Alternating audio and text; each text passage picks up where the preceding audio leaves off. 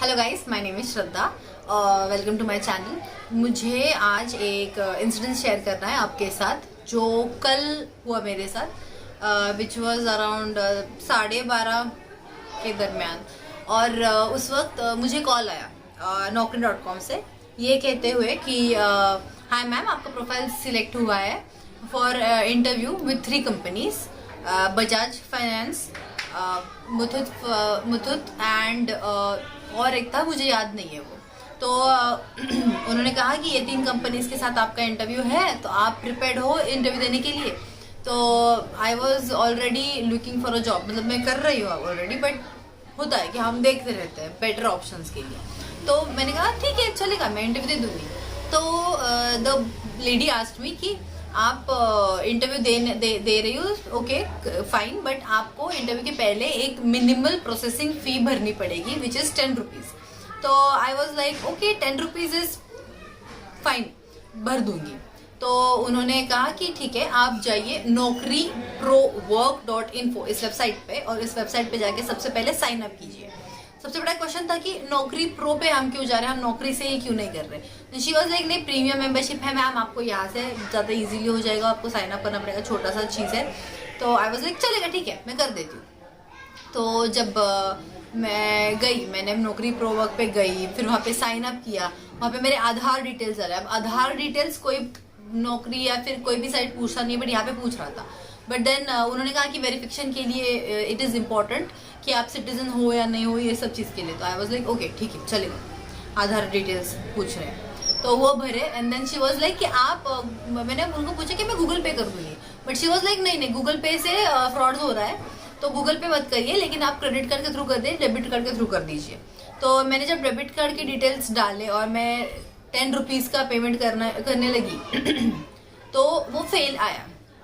अब यूजुअली हाँ होता क्या है, मेरे पास मैं यूजुअली जब भी पेमेंट्स करती हूँ, मेरे पास 2 अकाउंट्स है। एक मेरा मेन प्राइमरी अकाउंट है जिससे मैं कोई भी ऑनलाइन ट्रांजेक्शन नहीं करती, दूसरा मेरा सेकेंडरी अकाउंट है जो मेरे खर्चों का अकाउंट है।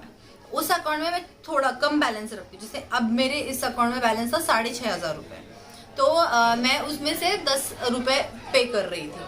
तो जब मैं पे कर रही थी उसमें से, तो मुझे है ट्रांजेक्शन फेल्ड, और जबकि वो मुझे डिटेल्स मांग रहा है, जैसे मेरे account details, numbers and everything. तो मैंने जब मेरा OTP मुझे जो जनरेट आया, मैंने वो डाला, तो मुझे 10 रुपीज़ का फेलियर। तो मैंने उन्हें बोला कि ये ट्रांजेक्शन फेलियर आया मुझे, और मुझे मैसेज आता है ट्रांजेक्शन फेलियर फॉर 8,990 रुपीज़। अब यहाँ पे खतरे की घंटी बजी कि भाई ये तो कुछ झोल वाला चीज़ है। मैंने मेरे प्राइमरी अकाउंट में मेरे सेकेंडरी अकाउंट के सारे पैसे उठा के ट्रांसफ़र कर दिए, और फिर मैं उसमें सिर्फ 64 रुपीज़ बचे थे। फिर मैंने उन्होंने कहा कि ये कुछ झोल वाला चल रहा है, आप ये कहाँ से, ये पैसे कहाँ से आ रहे हैं, ये क्यों आप ट्रांजेक्शन ये 8,990 क्यों दिखा रहे हैं। तो उन्होंने कहा कि नहीं मैम, ये गलत दिखाता है, हमारे सारे मर्चेंट पेमेंट्स ऐसे ही होते हैं, और ये आपको सभी को गलत दिखाता है, तो आप ऐसे मत सोचिए। तो आई वॉज लाइक चलो ठीक है, मैं वापस ट्राई करती हूँ। जब मैंने फिर से ट्राई किया तो मुझे फिर से फेलियर पेमेंट हुआ, और फिर मुझे मैसेज आया 3,510 रुपीज़ का। तो आई वॉज लाइक शॉक्ड कि ये क्या चल रहा है। तो मैंने उन्हें बोला कि आप पहले 8,990 का पेमेंट डाल रहे हो, फिर आप 3,510 रुपीज़ का पेमेंट डाल रहे हो, पैसे है ही नहीं अकाउंट में, तो इतना आएगा कहाँ से। वो बंदी भी घबरा गई, and then she kept the phone, hang कर दिया उन्होंने। उसके बाद मैंने सबसे पहला काम किया कि साइबर क्राइम पे मैंने मेरा पूरा कंप्लेंट रजिस्टर किया।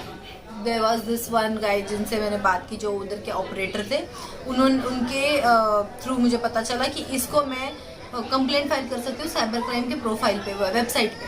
तो वेबसाइट पे जाके मैंने लॉगिन किया, मैंने अपना प्रोफाइल बनाया, मैंने वहाँ पे ये कंप्लेंट लॉन्च की, नंबर के साथ, सभी चीज़ों के साथ।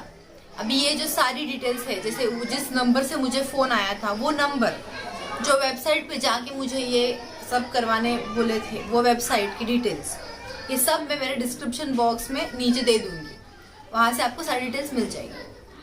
अब इसमें से सीखने वाली बात यह है कि मेरे पैसे कोई गए नहीं, बिकॉज मैंने अकाउंट में बैलेंस भी कम रखा था, और या सोचने की ये भी बात है कि मैंने मेरा पहला फेलियर आने के बाद मैंने पूरा शिफ्ट भी कर दिया था। लेकिन ये हर किसी के साथ होगा ही, इसका कोई गारंटी नहीं है।